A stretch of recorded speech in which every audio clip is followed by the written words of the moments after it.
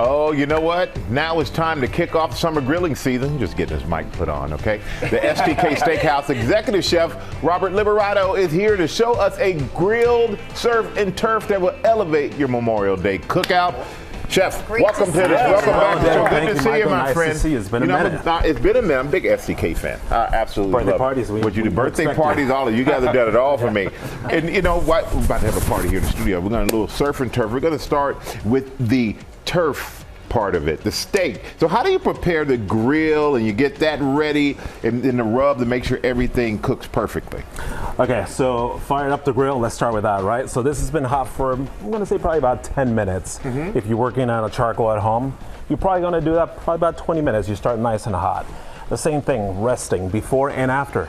Resting your steaks, that's going to bring them to temperature, especially if they are from the fridge. You don't want to start with a cold steak, evenly cooking. So the steak is going to be more so like this guy like that.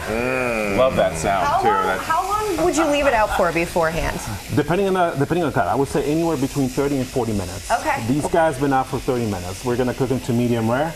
But also it's going to depend how thick that steak is. They've been out for 30, 40 minutes. These guys will eat them up in about 30 seconds. About 30 seconds. But before the steak goes on the grill, there's some work to do because you got to coat it in the zingy rub, which you was using spices from your pantry, right? Exactly. Yeah. You can find everything from your pantry. You know, you want to create those bold, beautiful flavors. You want to mix a little bit of, a little garlic powder. And I think everybody has garlic powder. Oh, yeah. Smoked paprika. Okay. Oh, I'm gonna cut down on cayenne. Just a little bit of cumin. Don't go too crazy. This is a little bit of ancho chili. Okay. A little, very little bit of brown sugar. Oh. Okay. You don't want to do sweeten it up just a bit. Yeah, you don't want to have a creme brulee strike at the end of it. So yeah, right. Just a little touch to caramelize that. So one of the key components here, you have to pat dry your steaks or your shrimp. You don't really want to start with like a high moisture on that. It's just going to create steam. Okay. Like juicy is good. Steam is going to get soggy. It's going to get all messy. It's the same thing. We have a little bit of the steak right here already with the sitting on it. Just a regular towel, kitchen towel, or a little paper towel. You're going to put like the rub's going to stick to it beautifully. You want to start with a little bit, and then you can always add a little bit more. You don't want to burn that, especially if you're using the grill. Give me those tongs. I'm gonna. Yeah, there we go. Michael's gonna go to work on it. So now we move into the surf part, give right? me a fork. Talking about the shrimp here, and you're gonna use the same dry rub. Is that right? Same dry rub. Okay. As a matter of fact, I'm gonna pardon my reach over there.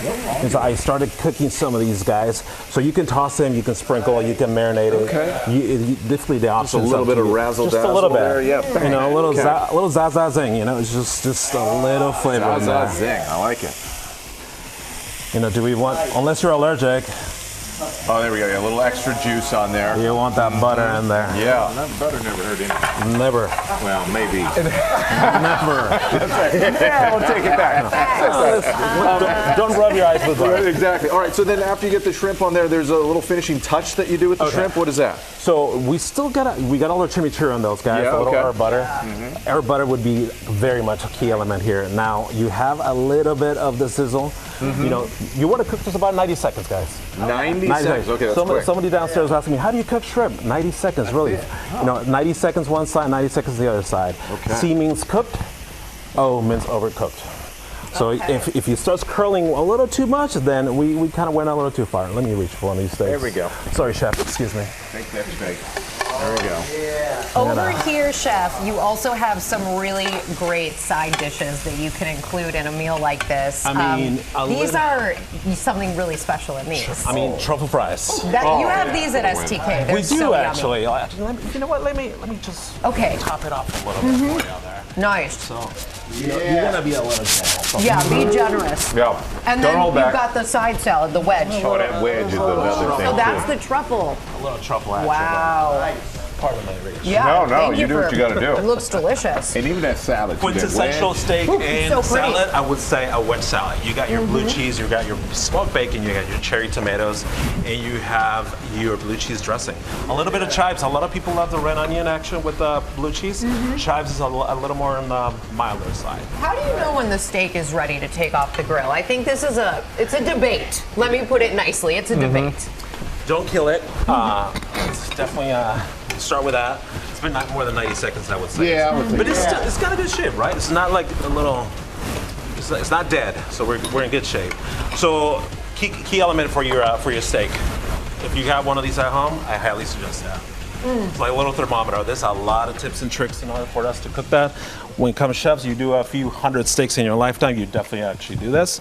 But if not, thermometer. A lot of these kitchens have these high-tech thermometers now. This is super handy, super fast reading, and it's 120. We're going to cook this to 130 degrees. All right. Okay. Now, the perfect medium rare steak would be 120 to 135. 127, we pull it out, we want the rest. We talk about resting before, resting after. This is part of that. You want those juices to redistribute. Well, Chef, thank you so much for being Absolutely, here. yeah, we're and good. now I need to get Delicious. back to STK so I can get some food because this is incredible. And you can get these recipes on GoodMorningAmerica.com. Yes, Chef!